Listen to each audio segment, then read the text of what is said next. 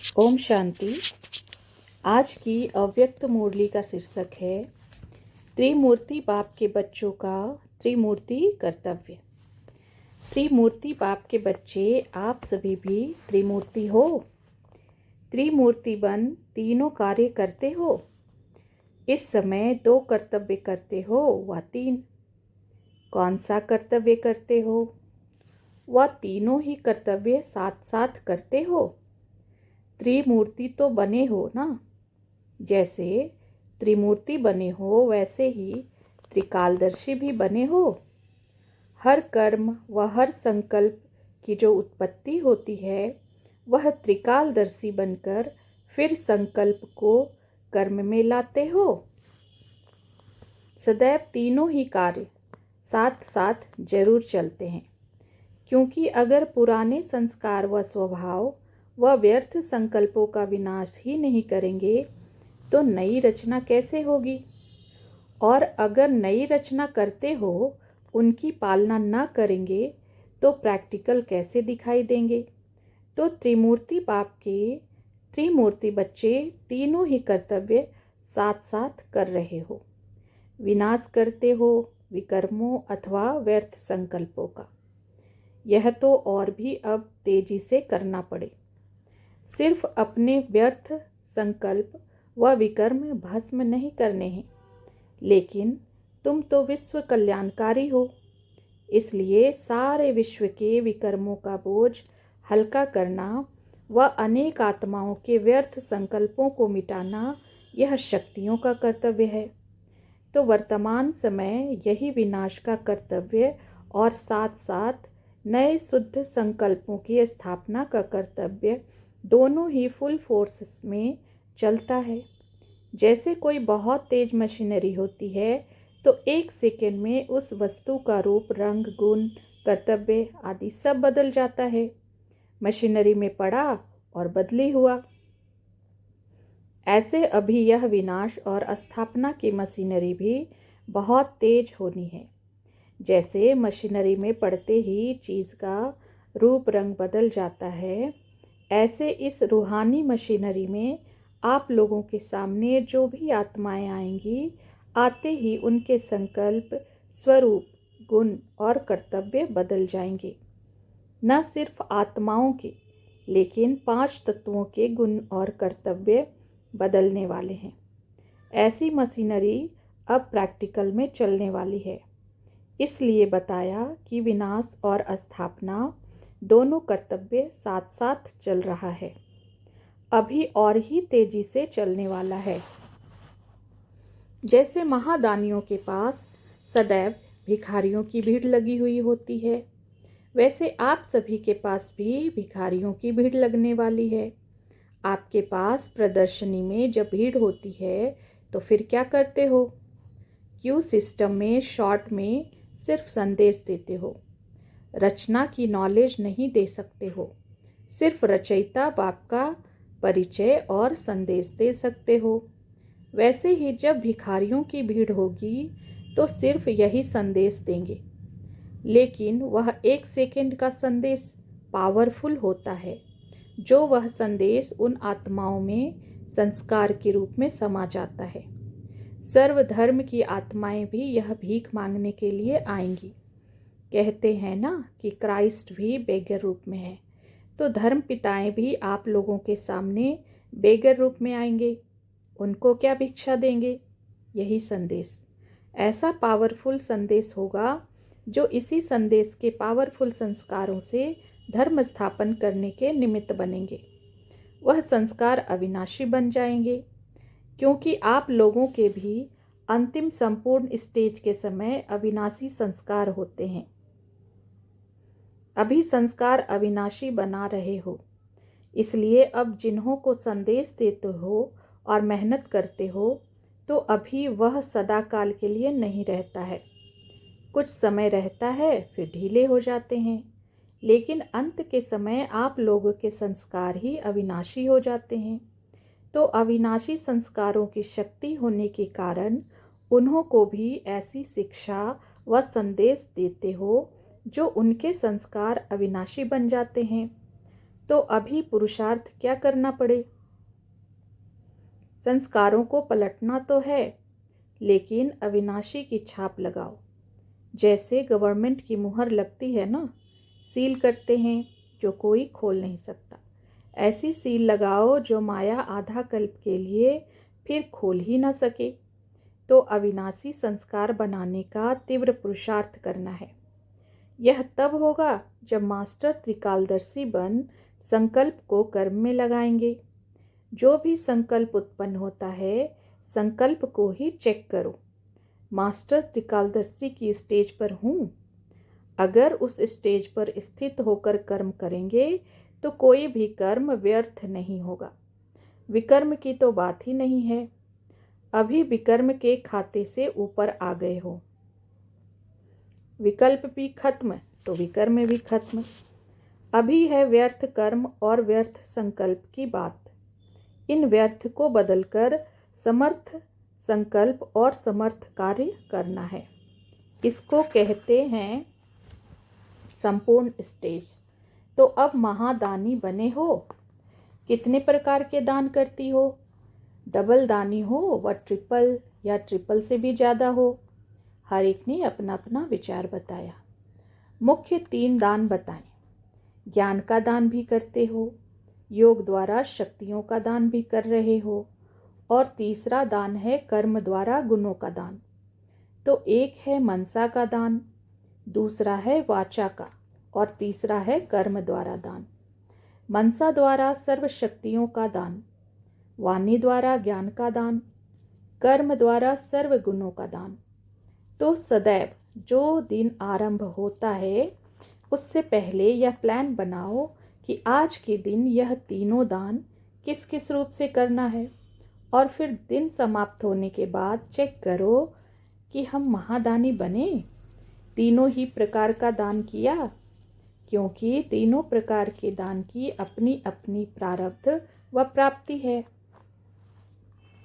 जैसे भक्ति मार्ग में जो जिस प्रकार का दान करता है उसको उस प्रकार की प्राप्ति होती है, ऐसे ही जो इस महान जीवन में जितना और जैसा दान करता है उतना और वैसा ही भविष्य बनाता है।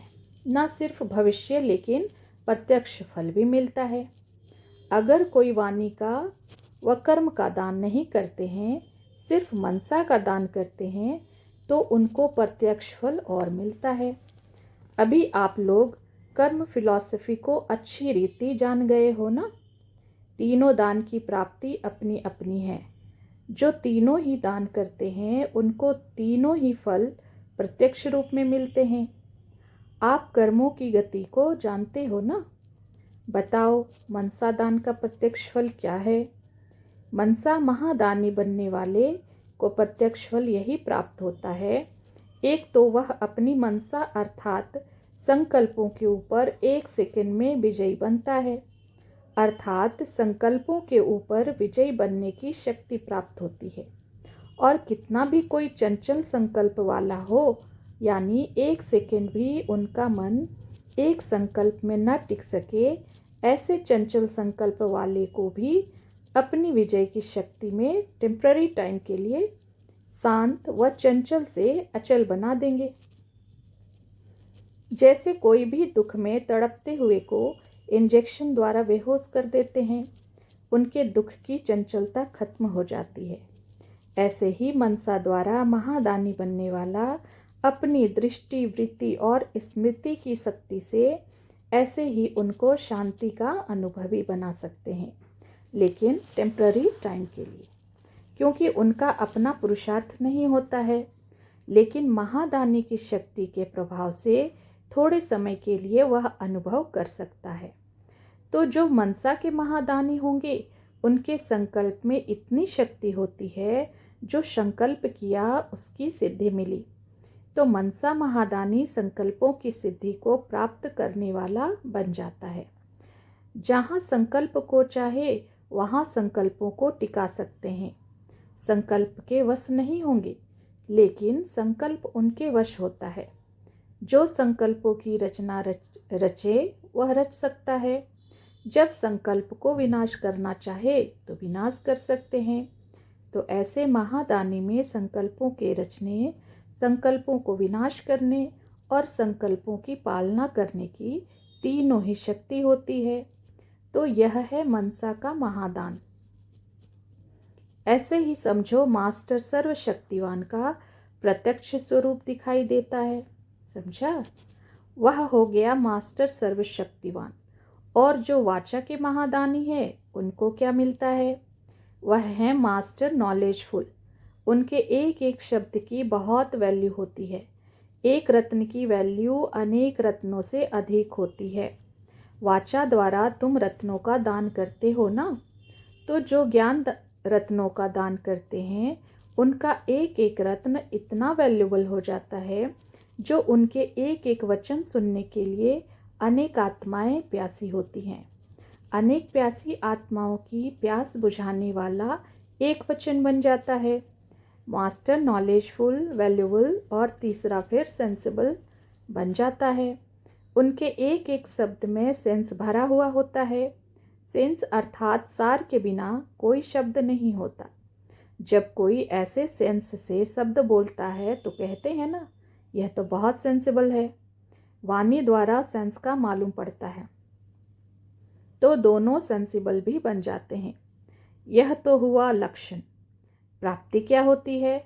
वाचा के दानी बनने वालों को विशेष प्राप्ति एक तो खुशी रहती है, क्योंकि धन को देख हर्षित होता है ना, और दूसरा वह कभी भी असंतुष्ट नहीं होंगे, क्योंकि खजाना भरपूर होने के कारण, कोई अप्राप्त वस्तु न होने के कारण सदैव संतुष्ट और हर्षित रहेंगे। उनका एक एक बोल तीर समान लगेगा। जिसको जो बोलेंगे उनको वह लग जाएगा।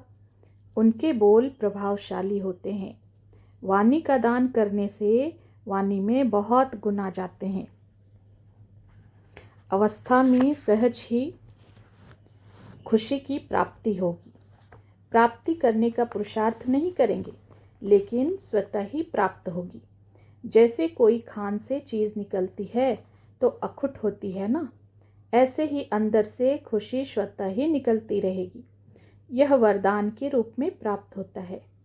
खुशी के लिए पुरुषार्थ नहीं किया, पुरुषार्थ तो वाणी द्वारा दान करने का किया। प्राप्ति खुशी की हुई। कर्मना द्वारा गुणों का दान करने के कारण कौन सी मूर्त बन जाएंगे? फरिश्ता।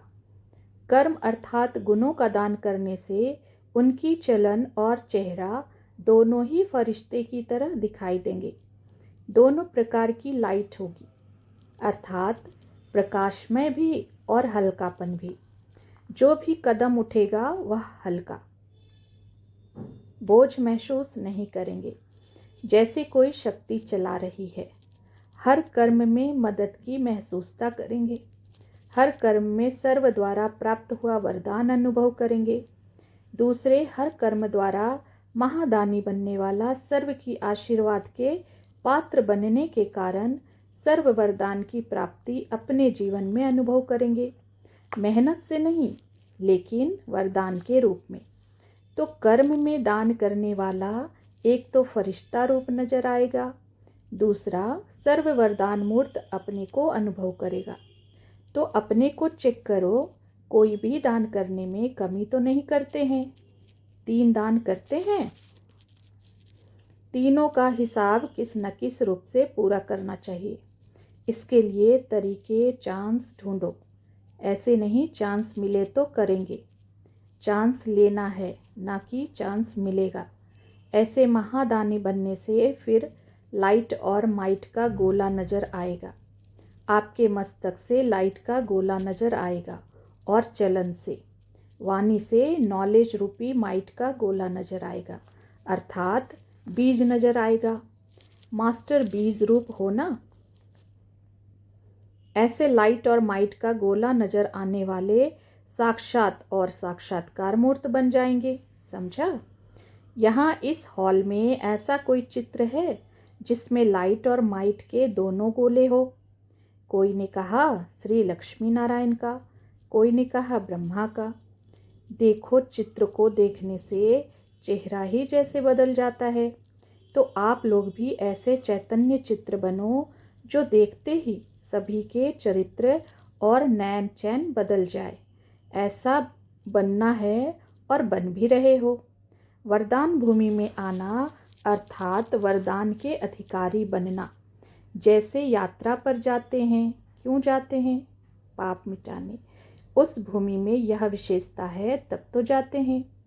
इस भूमि में फिर क्या विशेषता है?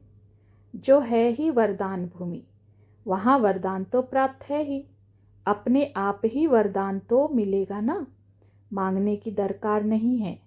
इसलिए आज से मांगना बंद, अपने को अधिकारी समझो।